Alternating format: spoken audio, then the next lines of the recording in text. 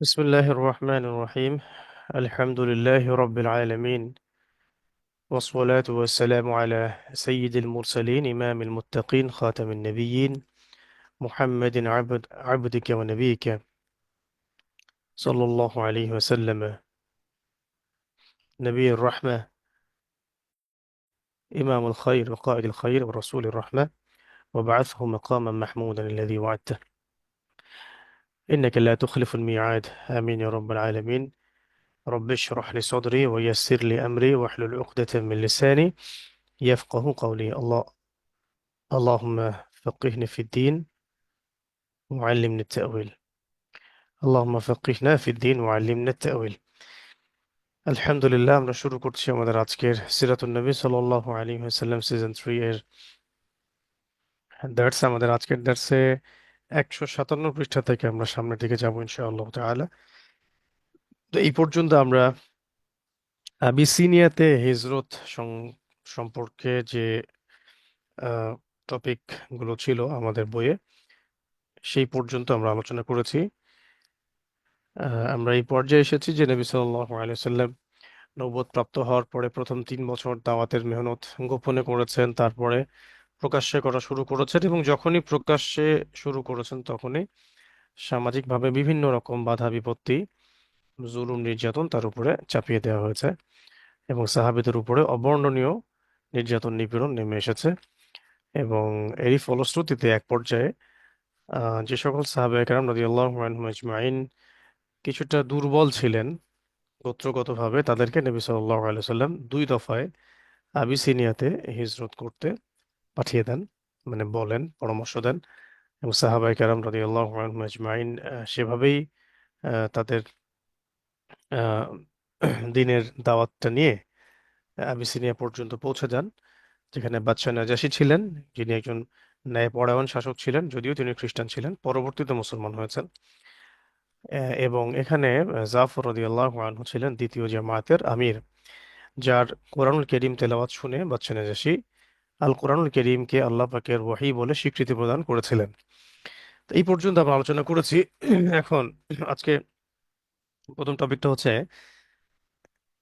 যে এই আহ, সময়টা যখন চলছে আবিসিনিয়াতে, ঠিক সে সময় মক্কাতে মাশাআল্লাহ কিছু বলিষ্ঠ সাহাবী ইসলাম কবুল করেছিলেন, যাদের মধ্যে একজনের নাম আমরা জেনেছি, হামজা রাদিয়াল্লাহু আনহু, যার ইসলাম কবুলের ঘটনাও আমরা জেনেছি। আরেকজন হচ্ছেন ওমর ইবনুল খাত্তাব রাদিয়াল্লাহু তাআলা আনহু।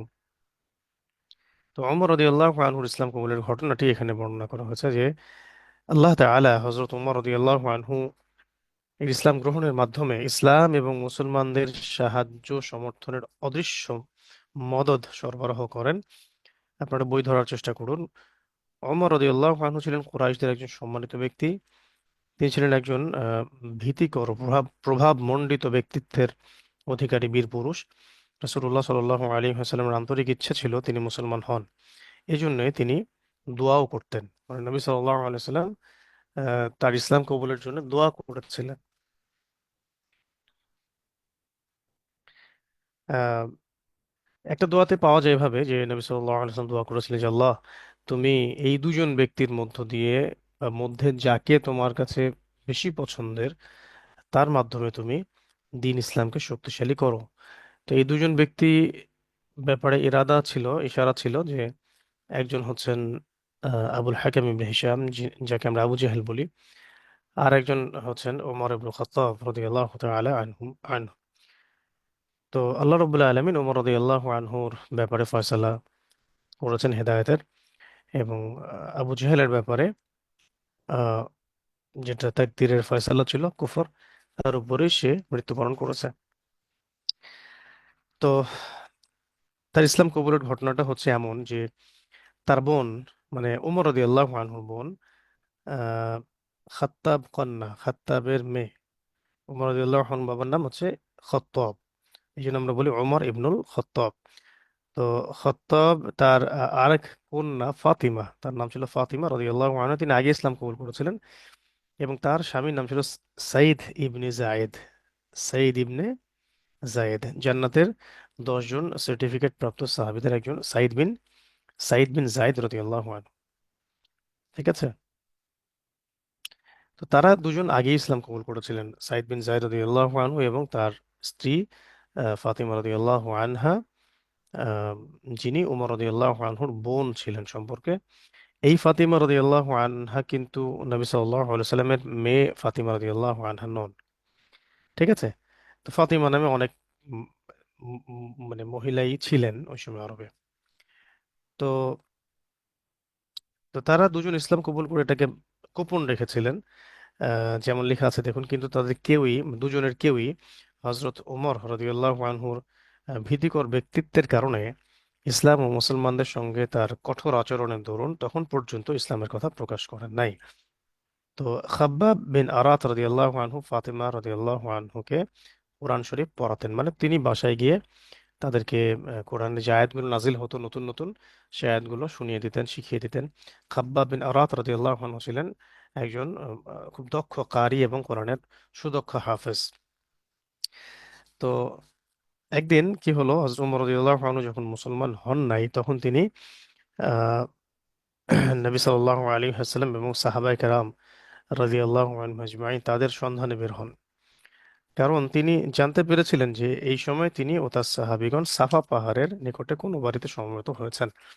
পথিমধ্যে আহ নাঈম বিন আব্দুল্লাহ, নামগুলো মনে রাখবো, নাঈম বিন আব্দুল্লাহ এর একজন ব্যক্তি যিনি বনু আদি গোত্রের ছিলেন। তো বনু আদি হচ্ছে ওমর রাদিয়াল্লাহু আনহুর গোত্র আর কি। যেমন বনু মাখজুম গোত্র হচ্ছে আবু জাহালের। হ্যাঁ, তারপরে বনু জাহাম, এটা হচ্ছে আবু সুফিয়ান রাদিয়াল্লাহু আনহু। তারপরে যেমন বনু তাইম, এটা হলো আবু বকর রাদিয়াল্লাহু আনহুর। এরকম করে গোত্রভিত্তিক শাসন ছিল। তো বনু আদি এটা ছিল ওমর রাদিয়াল্লাহু আনহুর গোত্র।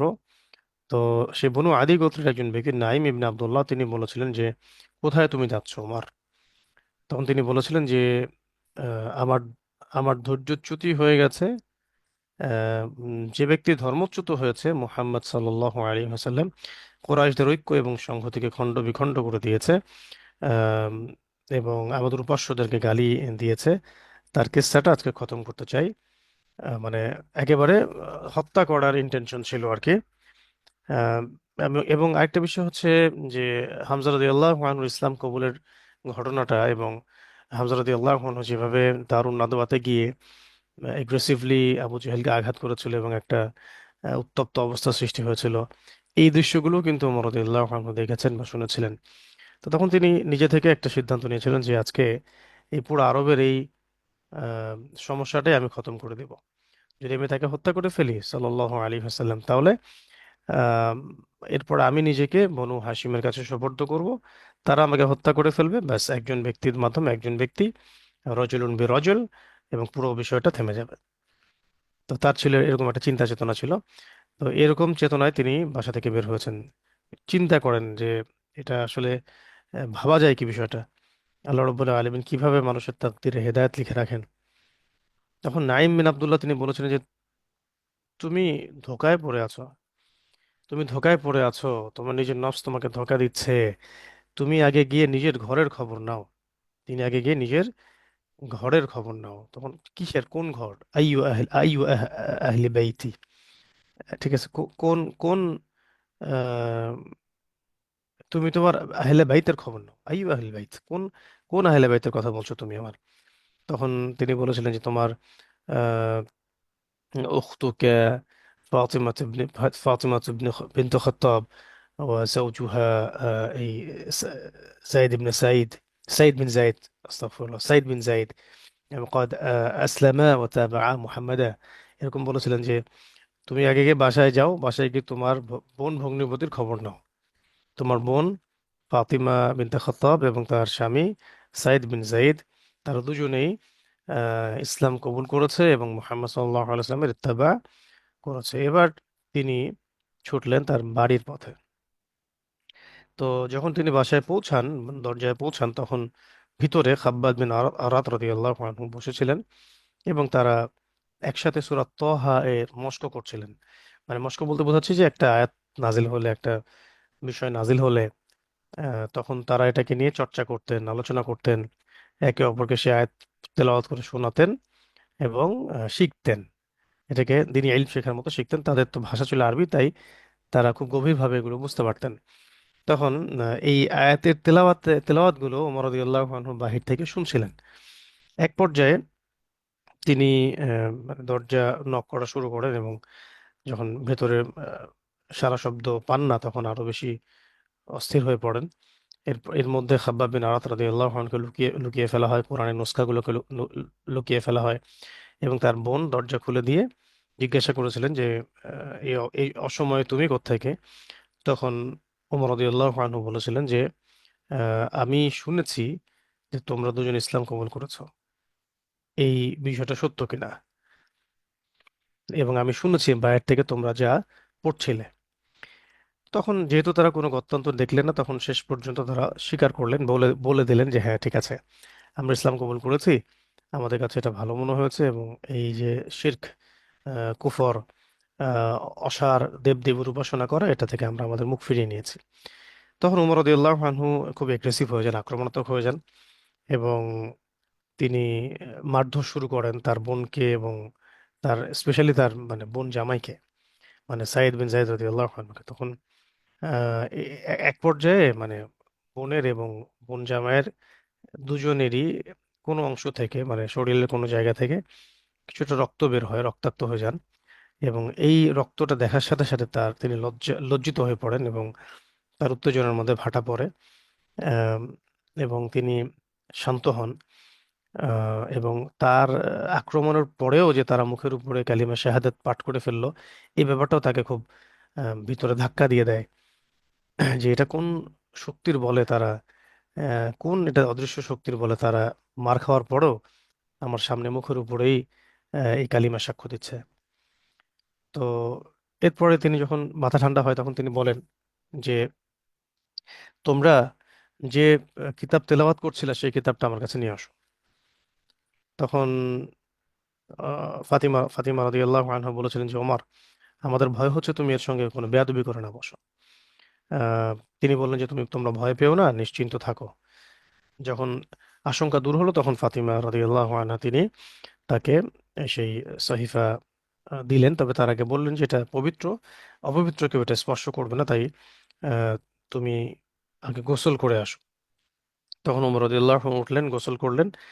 এরপরে ফাতিমা রাদিয়াল্লাহু আনহা তাকে এই নুসখাটা তুলে দিলেন। এবং ওমর রাদিয়াল্লাহু আনহু কিন্তু আরবের সেই গুটি কয়েক যুবকদের অন্তর্ভুক্ত ছিলেন যারা লিখে পড়তে জানতেন। তো ওমর রাদিয়াল্লাহু আনহু সূরা তাহা পড়তে লাগলেন, তাহা তাহা মা আনজালাল্লাহু মা আনজাল, কি আয়াতটা জানি, তাহা মা আনজালাল্লাহু আলাইকাল কুরআনা লিতাশকা ইল্লা তাযকিরাতাল লিমান ইয়াখশা। এটা অনেক সুন্দর, কিন্তু সূরাটা আমি তো পুরো পুরো সূরার হাফেজ নই, আপনারা পড়ে নিয়েন। খুবই সুন্দর সূরাটা, এত চমৎকার, যেখানে আল্লাহ রাব্বুল আলামিন যে আরশের কথা আছে, এবং কেয়ামতের কথা আছে, খুব চমৎকার করে আল্লাহ পাক আলোচনা করেছেন। যে তোহা মা আনজালাল্লাহু আলাইকাল কুরআনা লিতাশকা, আল্লাহ পাক এই জন্য তোমার উপরে কোরআন নাজিল করেন নাই যে তুমি কষ্ট পাবে, কষ্ট পাবে। ঠিক আছে, তুমি যে কষ্ট পাবে, তোমার অসুবিধা হবে, কোরআন যে তোমাকে কষ্ট দিবে, তোমাকে বিপদে ফেলার জন্য আল্লাহ পাক তোমার উপর কোরআন নাজিল করেন নাই। ইল্লা তাযকিরাতাল লিমান ইয়াখশা, এটা হচ্ছে তাযকিরা মানে উপদেশ। আম, মানে এটা হচ্ছে উপদেশ বলতে পুরো মানব জাতির জন্য এটা শুধু একটা উপদেশ, এটা কোনো ভীতি প্রদর্শনকারী আহ, একমাত্র ভীতি প্রদর্শনকারী বিষয় নয়, এটা আছে বুশরা আছে এর মধ্যে, সুসংবাদ আছে, পাপীদের জন্য শাস্তির কথা আছে, কিন্তু এটা পুরো জগতের জন্য একটা রহমত, উপদেশ। শুরু থেকে এরকম পড়তে থাকবেন, ইল্লা তাযকিরাতাল লিমান ইয়াখশা তানজিলাম মিম্মান খালাকাল আরদা ওয়াস সামাওয়াতিল উলা। এটা নাজিল হয়েছে, নাজিল করা হয়েছে আহ, মানে যিনি এই সমস্ত আসমান এবং জমিন সৃষ্টি করেছেন, হ্যাঁ, সেই মহাপরাক্রমশালী সর্বোচ্চ রবের পক্ষ থেকে, আল্লাহর পক্ষ থেকে এটা নাজিল করা হয়েছে। আর রহমান আলাল আরশ ইস্তাওয়া, এরপরে আছে যে রহমান আরশের সমুন্নত আছেন, এটা নিয়ে আরো অনেক আলোচনা আছে। এটাকে বাহ্যিকভাবে বোঝা যাবে না যে আল্লাহ রাব্বুল আলামিন আরশের উপরে আছেন, বিষয়টা এইরকম না। আল্লাহ রাব্বুল আলামিনের ক্ষেত্রে কোনো উপর নিচ ডান বাম দিক মানে সম্বন্ধ করাটাও একটা মানে ভুল ব্যাখ্যার অন্তর্ভুক্ত আর কি।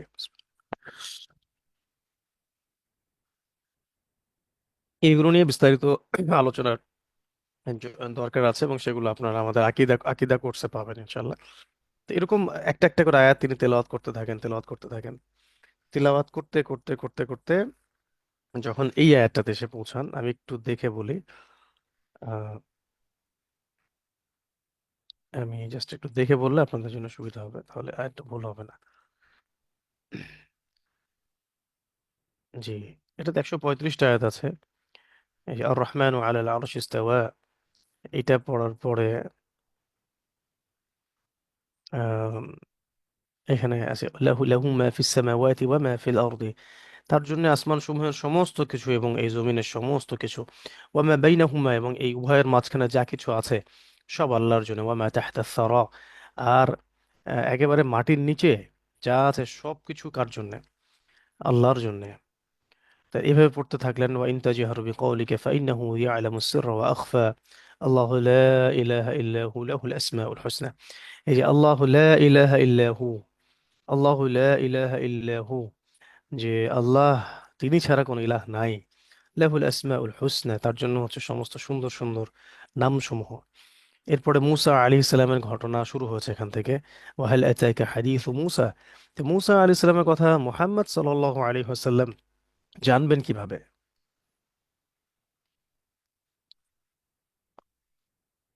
মানে কথা হচ্ছে যে যদি তিনি নবী নাই হন, যেমনটা কুরাইশ বলছে, তাহলে তাহলে তিনি আহ, কিভাবে মুসা আলী ইসলামের কথা জানলেন? ওমর রাদিয়াল্লাহু আনহু মনে প্রশ্ন জাগলো, কারণ তিনি পড়াশোনা জানা যুবক ছিলেন। হ্যাঁ, কারণ এটা তো তাওরাতে আছে, বা এটা তো ইহুদিদের কাছ থেকে শোনা যায়। إذ إذ أر إذ إذ رأى نارا فقال لأهلهم كثوا إني آنست نارا لعلي آتيكم منها بقبس أو أجد على النار هدى। এই যে ঘটনাটা, যখন মুসা আলাইহিস সালাম তার হাল নিয়ে যাচ্ছিলেন এবং তার স্ত্রীর প্রসব বেদনা শুরু হলো, তিনি আগুন খুঁজে পেলেন, সে আগুন নিয়ে আসতে গেলেন, সেখানে তো আল্লাহ রাব্বুল আলামিনের সাথে তার কথা হলো। ফালাম্মা আতাহা নুদিয়া ইয়া মুসা, যে আল্লাহ পাক তাকে ডাকলেন, ইয়া মুসা ইন্নী আনা রব্বুক। মুসা আলাইহিস সালামকে আল্লাহ পাক বললেন যে নিশ্চয়ই আমি তোমার রব। ফাখলা'না আলাইক, তোমার জুতা জুতা খুলে আসো। ইন্নাকা বিল ওয়াদিল মুকাদ্দাসি তুয়া, তুমি একটা পবিত্র উপত্যকায় আছো। এভাবে তিনি পড়তে লাগলেন, পড়তে পড়তে পড়তে যখন এই আয়াতে আসলেন, যে আয়াত নাম্বারটা আহ সম্ভবত 16 কি 15 16 17 এরকম আর কি। এই যে জি 15 16 17 এই আয়াতগুলোতে আসলেন, যে ইন্না সরি, ইন্নানি আন আল্লাহ, ইন্নানি আন আল্লাহ, নিশ্চয়ই আমি আল্লাহ। আল্লাহ পাক বলছেন নিশ্চয়ই আমি আল্লাহ। লা ইলাহা ইল্লা আনা, আমি ছাড়া কোনো ইলাহ নাই। ফা'বুদনি, অতএব আমারই ইবাদত করো। ওয়া আকিমিস সালাতা লিযিকরি, আমার স্মরণের জন্য, জিকিরের জন্য সালাত প্রতিষ্ঠা করো। ইন্না সাআতা লাআতিয়াতুন, নিশ্চয়ই কিয়ামত ধেয়ে আসছে, ঘনিয়ে আসছে। আকাদু উখফিহা, আমি চাই এটা গোপন রাখতে। লিতুজজা কুল্লু নাফসিন বিমা তাসআ, যাতে প্রত্যেকটা নফস তার যে আম, অর্জন এটা সম্পর্কে পূর্ণ প্রতিদান পেতে পারে।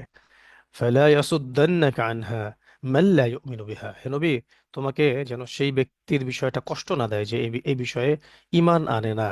ওয়াত্তাবা হাওয়াহা ফাতারদা, এবং যে তার প্রবৃত্তির অনুসরণ করে এবং মানে নিজের বিপদ নিজেই ডেকে আনে। ফাতারদা মানে বিপদগ্রস্ত হয়ে পড়ে, পথভ্রষ্ট হয়ে পড়ে, তার ব্যাপারটা তোমাকে যেন মোটেই কষ্ট না দেয়। তো এই পর্যন্ত পড়ার পরে উমর রাদিয়াল্লাহু আনহুর আহ, মানে হৃদয়ে কম্পন সৃষ্টি হয়, এবং তার ভিতরে হেদায়েত, মানে যেভাবে হেদায়েত আসলে মানুষের মন যেভাবে কেঁপে ওঠে, সেভাবে হৃদয় কেঁপে ওঠে এবং চোখ দিয়ে অশ্রু প্রবাহিত হতে শুরু করে। এবং তিনি বলে ওঠেন যে আহ, মিন হাযা ফাররাত কুরাইশ, এটা থেকে কি কুরাইশটা পালায় বেড়াচ্ছে?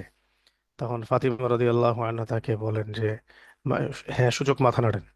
তখন তিনি একটা স্টেটমেন্ট দিয়েছিলেন, তিনি বলেছিলেন তারপরে যে والله ينبغي لمن يقول هذا ألا يعبد معه غيره। আল্লাহর কসম করে বলছি, যে যে সত্য এমন কোরআন এমন কালাম নাজিল করতে পারে, এটা মোটেই উচিত নয় যে তার সাথে অন্য কাউকে শরিক করা হবে বা অন্য কারো ইবাদত করা হবে। খুদুনি ইলা রাসূলিল্লাহি ওয়া আসহাবিহি, আমাকে আল্লাহর রসুল এবং তার সাহাবীদের কাছে নিয়ে চলো। আযহাবু ইলাইহি ওয়া আসলিমু লাহ, আমি তার কাছে যাব এবং ইসলাম কবুল করব। এরপরে তো মাশাআল্লাহ আনন্দের জোয়ার বয়ে যায়। এরপর তখন খাব্বাব বিন আরাদ বের হয়ে এসে তাকে বলেছিলেন যে আম, তুমি নিঃসন্দেহে তুমি রাসূলুল্লাহ সাল্লাল্লাহু আলাইহি ওয়াসাল্লামের সেই দোয়ায় ধন্য হয়েছো। যেমন রাসূল সাল্লাল্লাহু আলাইহি ওয়াসাল্লাম দোয়া করেছিলেন, হে আল্লাহ, আবুল হাকিম ইবনে হিশাম অথবা ওমর ইবনে খাত্তাবের মধ্যে যে কাউকে একজন যাকে তুমি ভালোবাসো, তার দ্বারা আল্লাহ তুমি ইসলামের মানে খেদমত নিয়ে নাও, কবুল করো বা ইসলামকে শক্তিশালী করো।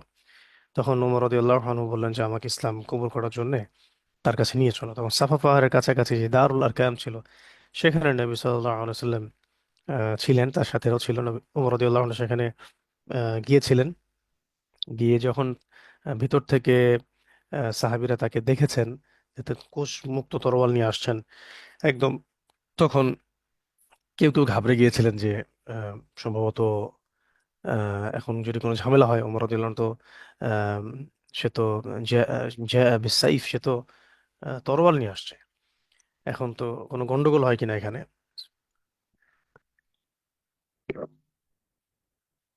তো তখন ভিতরে কিন্তু হামজা রাদিয়াল্লাহু আনহু ছিলেন। হ্যাঁ, বীরকেশরী। এটা তো আপনারা জানেনই, হামজা রাদিয়াল্লাহু আনহুর বিষয় তো বলার অপেক্ষা রাখে না।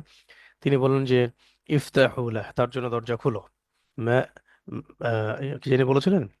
হ্যাঁ, মা লাকুম কদ মা লাকুম কদ ওয়াজাদতুম, তোমরা যা পেয়েছো এটাতে কি হলো, তোমাদের কি হলো, ভয় পাচ্ছ কেন? হ্যাঁ, ইফতাহু লাহ, তার জন্য দরজা খুলে দাও।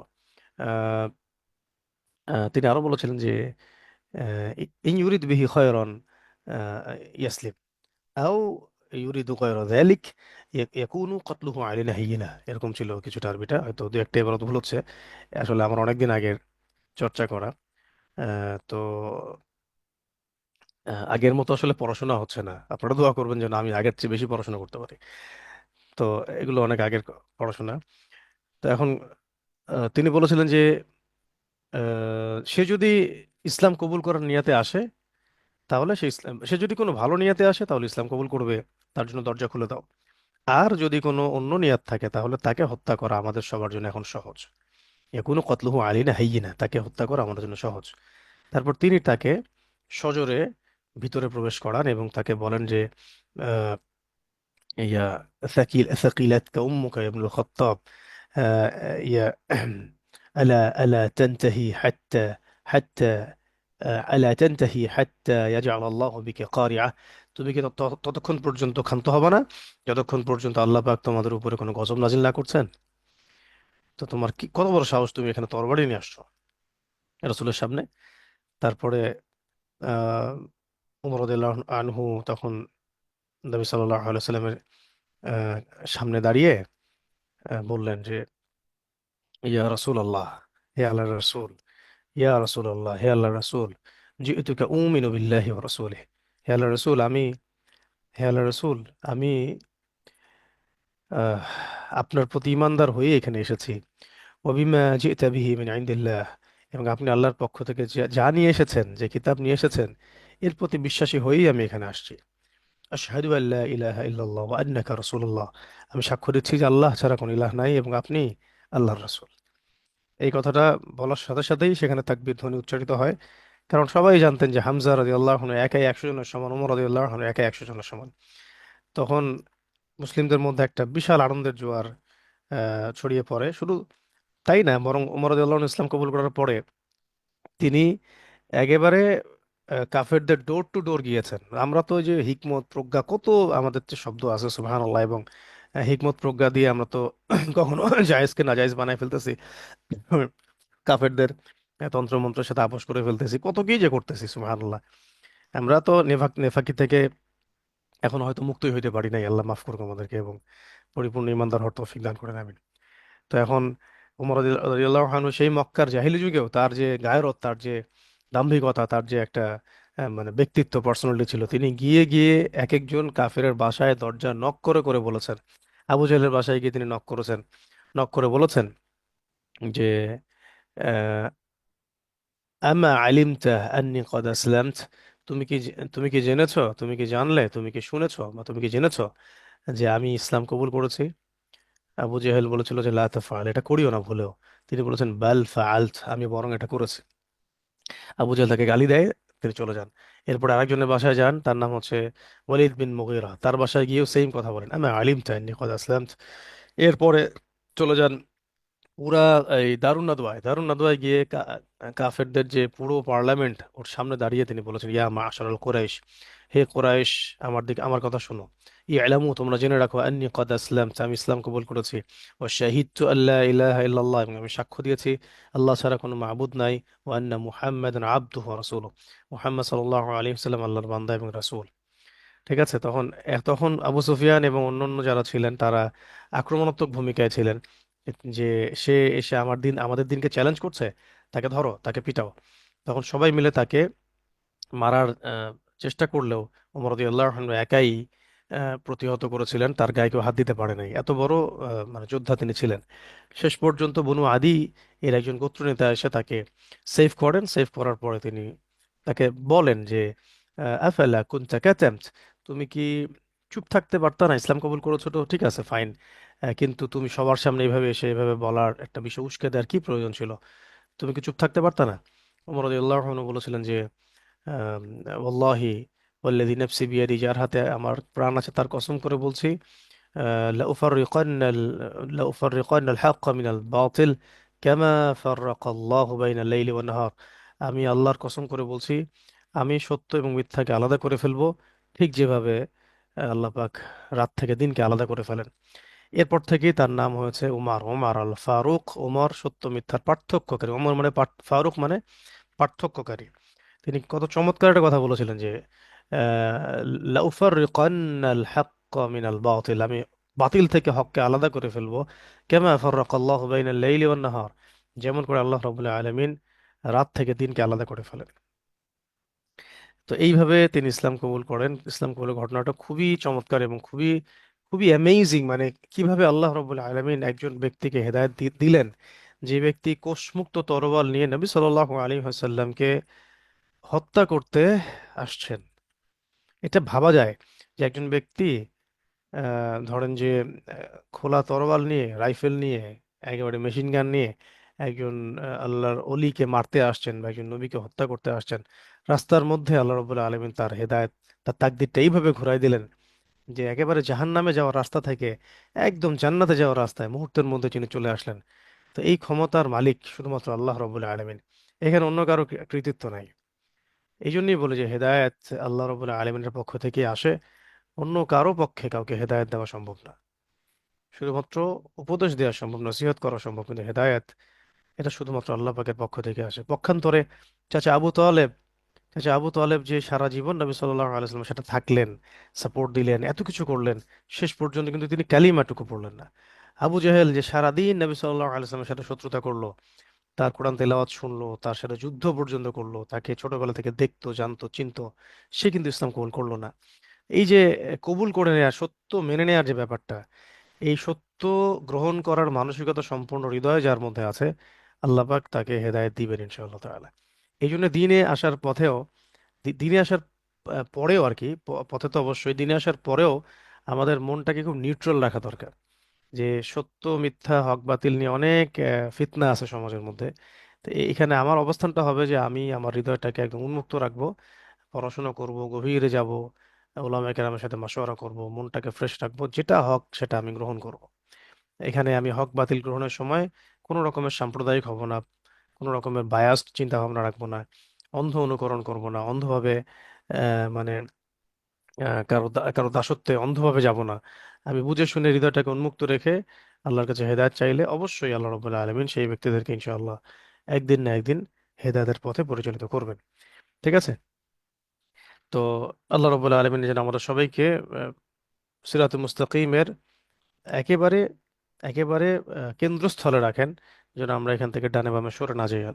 সে তৌফিক আল্লাহ আমাদের সবাইকে দান করেন, আমিন।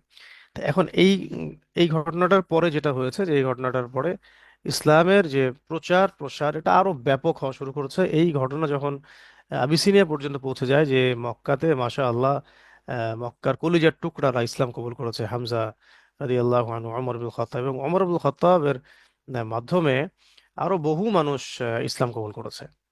এটা কিন্তু একটা ঘটনা না, বরং একজন পাওয়ারফুল ব্যক্তি যখন ইসলাম কবুল করবেন, তার মানে কিন্তু তার আন্ডারে অনেক মানুষ থাকে এবং তার একটা প্রভাব থাকে সমাজের মধ্যে, প্রতিপত্তি থাকে, স্ট্যাটাস থাকে।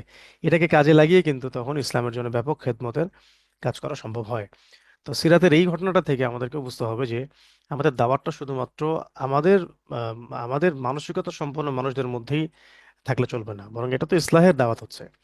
আমাদের মধ্যে, আমাদের প্রত্যেকটা ডিপার্টমেন্টে, যেমন আর্মি হোক, র্যাব হোক, বিজিবি হোক, পুলিশ হোক, অমুসলিম ভাইয়েরা হোক, খ্রিস্টান হোক, বুদ্ধিস্ট হোক, ইভেন যেই হোক না কেন, তাদের সবার মাঝেই আমভাবে ইসলামের একটা দাওয়াত প্রচার করতে হবে। এবং হেদায়েতের জন্য, সবার হেদায়েতের জন্য দোয়াও করতে হবে। এবং এভাবে দোয়া করতে হবে যে আল্লাহ, তোমার কাছে যারা পছন্দের এই মানুষগুলোর মধ্যে, যাদেরকে দ্বারা তোমার দিন এটা খেদমত হওয়ার সম্ভাবনা আছে, আল্লাহ তুমি তাদেরকে এই হেদায়েতের দিকে নিয়ে আসো বা ইসলামের দিকে নিয়ে আসো।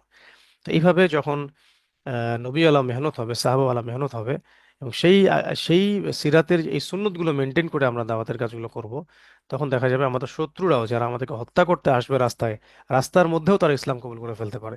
যার অনবদ্য দলিল হচ্ছে এই ওমর রাদিয়াল্লাহু আনহুর ইসলাম কবুলের ঘটনাটা। আরেকটা বিষয় হচ্ছে, ইসলামের একটা অন্যতম বিষয় হলো যে সর্বমহলের দাওয়াত দেওয়ার সাথে সাথে আহ, সম্ভ্রান্ত ব্যক্তিদেরকে টার্গেট করে করে দাওয়াত দেওয়া। যেমন ওমর রাদিয়াল্লাহু আনহুর ব্যাপারে খাস করে নবী সাল্লাল্লাহু আলাইহি ওয়াসাল্লাম দোয়া করতেন। এটা কিন্তু অন্যদের ব্যাপারে এভাবে পাওয়া যাচ্ছে না, যে অন্যদের ব্যাপারে নবীজি বলতেন যে আল্লাহ তুমি এই দুজনের মধ্যে যাকে পছন্দ করো তাকে হেদায়েত দাও। তো অন্য অনেক সময় নবী সাল্লাল্লাহু আলাইহি ওয়াসাল্লাম নাম ধরে দোয়া করেছেন, কিন্তু এটা কিন্তু স্পেশাল। তার মানে আমাদের এমন সব ব্যক্তিদের জন্য ইসলামের হেদায়েতের দোয়া করতে হবে, যে ব্যক্তিদেরকে দিয়ে ইসলামের আরো বড় বড় খেদমত করানোর সুযোগ আছে, যদি তারা ইসলাম কবুল করে এবং যদি তারা ইসলামটা সঠিকভাবে বুঝে। তো এই জন্য আমাদের এইসব মহলে যেমন দাওয়াতেরও প্রয়োজন আছে, একই সাথে তাদের জন্য দোয়ার প্রয়োজন আছে। ঠিক আছে। তো আল্লাহ রাব্বুল আলামিন আমাদের সবাইকে এই ঘটনাটাকে ভালো করে বোঝার, আয়ত্ত করার তৌফিক দান করেন। আমিন। আজকে আমরা শুধুমাত্র ওমর রাদিয়াল্লাহু আনহুর ইসলাম কবুলের ঘটনাটা পর্যন্তই থাকছি। আগামী ক্লাসে আমরা চলে যাব যে বয়কট, 3 বছর, এরপরে 3 বছর বয়কট করা হয়েছিল সাহাবা একরাম রাদিয়াল্লাহু আনহুম আজমাইনকে, নবী সাল্লাল্লাহু আলাইহি ওয়াসাল্লামকে সামাজিকভাবে। 3 বছর তারা শিয়ারে আবু তালেবে গাছের ছাল পাতা খেয়ে থেকেছেন। এই 3টা বছর কিভাবে কেটেছে, তারপরে তারপরে আবু তালেবের ইন্তেকাল কিভাবে হলো, খাদিজা রাদিয়াল্লাহু আনহার ইন্তেকাল কেমন করে হলো, এবং নবী সাল্লাল্লাহু আলাইহি ওয়াসাল্লাম কিভাবে তায়েফ সফরে গেলেন, তায়েফবাসীর কি আচরণ ছিল। এই টপিকস গুলো ইনশাআল্লাহ আমরা আগামী ক্লাসে আলোচনা করব। আজকে আমরা আলোচনা করেছি ওমর রাদিয়াল্লাহু আনহুর ইসলাম কবুলের ঘটনাটা, অল্প করে পড়া দিলাম। মাত্র 154 থেকে 160 পৃষ্ঠা পর্যন্ত পড়া থাকছে। এর আগের পড়া তো থাকছেই। বেসিক্যালি পড়া যেটা নতুন দেওয়া হচ্ছে, তার মানে আগের পড়াগুলোর সাথে এটা নতুন পড়া থাকছে। লাস্ট যে অংশটুকু আমরা লাস্ট 3-4টা ক্লাস আলোচনা করেছি, ওইটাই আবার আমি রিভিউ করার জন্য আপনাদেরকে পড়া দিচ্ছি, যে নবী করিম সাল্লাল্লাহু আলাইহি ওয়াসাল্লামের ওহী প্রাপ্ত হওয়া থেকে শুরু করে, আবার বলছি, নবুয়ত লাভের পর, মানে নবুয়ত লাভের পর 133 পৃষ্ঠা থেকে শুরু করে 133 পৃষ্ঠা থেকে শুরু করে 160 পৃষ্ঠা পর্যন্ত, এই 30টা পৃষ্ঠা খুবই ভালো করে, খুবই ঝরঝরা করে পড়ে আসবেন। কোনো প্রশ্ন যেন কাউকে আটকানো না যায়। আল্লাহ পাকে আমাদের সবাইকে সিরাতটাকে একেবারে মুখস্থ করে ফেলার তৌফিক দান করেন, আমিন। এখন দিনী ভাইরা যারা আছেন তারা লিভ করবেন। দিনী বোন যারা আছেন তাদের মধ্যে আমি অল্প কয়েকজনের কাছ থেকে কিছু প্রশ্ন উত্তর নিব। তাদের বেশ কিছু বিষয় জানার থাকে, যেমনটা তারা গত ক্লাসে বলেছিলেন। তো আমাদের হাতে এখনো 15 মিনিট সময় আছে। আপনারা 15 মিনিট প্রশ্ন উত্তর দিতে পারেন ইনশাআল্লাহ। তো আমরা এই পর্যন্ত শেষ করছি। أقول قولي هذا أستغفر الله لي ولكم ولسائر المسلمين. سبحانك اللهم وبحمدك أشهد أن لا إله إلا أنت أستغفرك وأتوب إليك. السلام عليكم ورحمة الله وبركاته.